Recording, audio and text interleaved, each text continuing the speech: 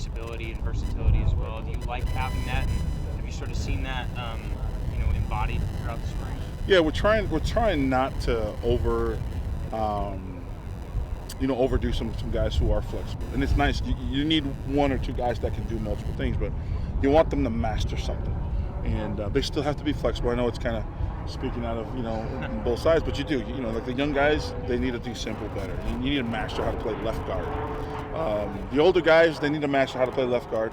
But just in case the guy, the next guy coming up only can play left guard, well, they got to flip it and play right side. It's not as easy as people think. People think, hey, just go play guard. It's not that hard. I mean, it's not that easy. It's actually tough to switch your stance. It's like batting. Hey, go bat left-handed. Oh, I was right. Just go figure it out. It's harder than what people think. So, the rhythm, your feet, your steps, your eyes, your hand, your dominant hand, and so you try to stay away from getting to guys doing too much. Try to master one thing if you can. Against the defensive line, this team has, especially on the edge, how have you seen sort of tackles be tested Yeah. by that kind of talent? Maybe work through some of the struggles that they have. Yeah, we've got some good balance. And we've been blessed to have tackles with game experience. Isaiah Glass and Emmett Boley. I mean, they played a lot of football. And then you add in some of the guys that are coming in and some of the young talent like a Bram Walden, and when Aaron Frost gets full go. Aaron Frost played, started for 2.5 years, and he was an all Mountain West tackle. So you have three guys there that have played a lot of football, and the two guys that are practicing, including Bram, the three guys that are practicing are getting tested. I mean, they've got all different types of defensive ends here: the speed, the power to speed, the twitchy, it's a good look for us, and it's more.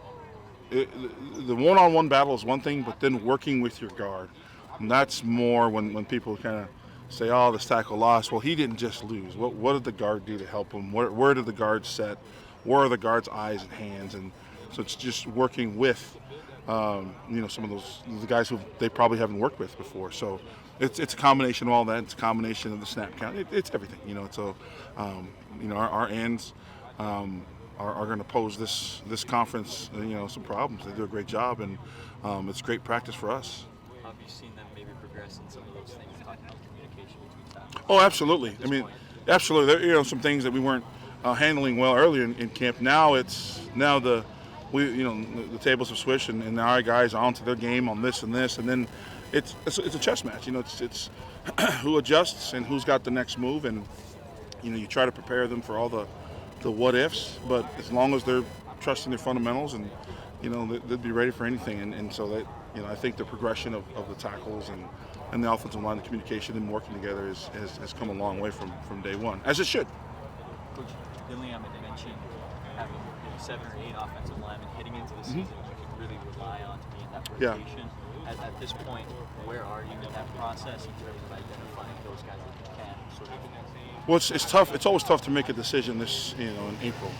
So I know that we've got a lot of experience coming back. I also know we got a lot of youth, and so I'll have a better answer in August when we come back and they develop more. But to say that in April, it's hard to say. O-line is different. They need time to develop. Skill guys are skill guys. They're fast and they're fast, and they're good and they're good. O-linemen develop. Sometimes slower than other positions. So we'll see in August. How do you feel that Joey's progressed this spring? Joey's good. Joey, another guy who's experienced and played a lot of football, but played for a lot of coaches. And his progression came when you start to trust, what I'm coaching him to do and what we're coaching him to do. So you can see him flip the switch and trust.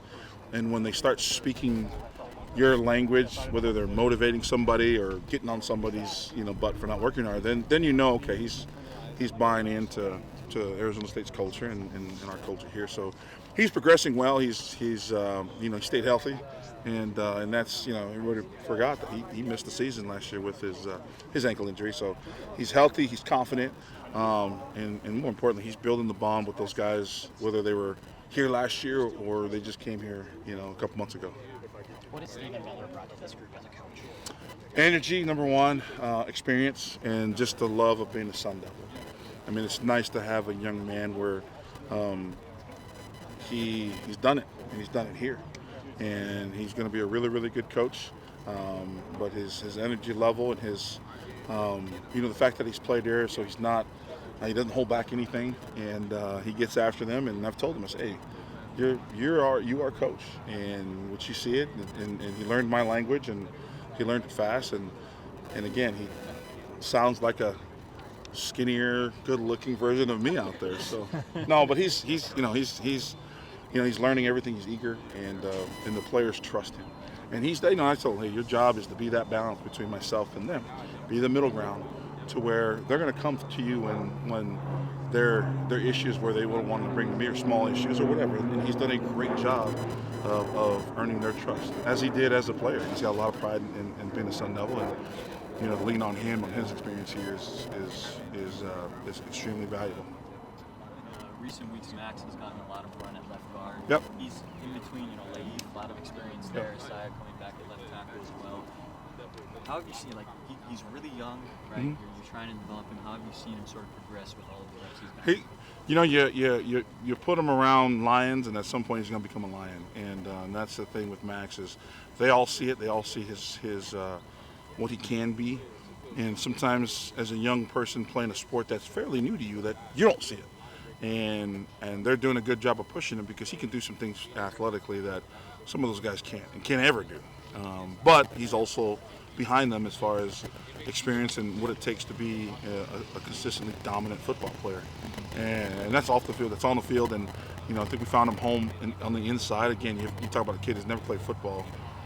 Other than this, he read his first year in junior college really didn't matter. He's like, Coach, I didn't know how to put my pads on, and then his second year they did a great job of developing him in his first year.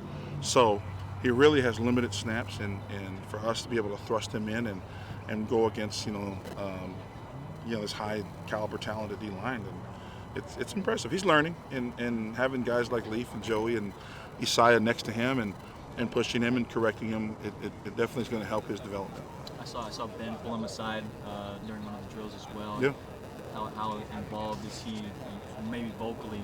Now He is. Ben is he's never wavered. He's never flinched, and he's done a great job just of being there and kind of communicating with the kids. And I teach him. I said, hey man, it's not the content, or it's the content, not the tone.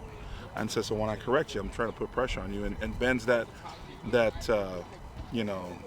the translator, like, well, coach, what coach mean the man, say is this and this and that. So he's doing a great job. And again, another young man that's got a high football IQ, and he can relate and correct, a guy like Max or some of the younger, or even some of the older guys. I heard him put a point to Leaf earlier in practice, and it was spot on. So it's nice to have that experience. Again, I'd love to have him, out there practicing with us. But, he's not abandoned his teammates, and we've obviously haven't been abandoning him. So he's doing a great job of staying connected to the group.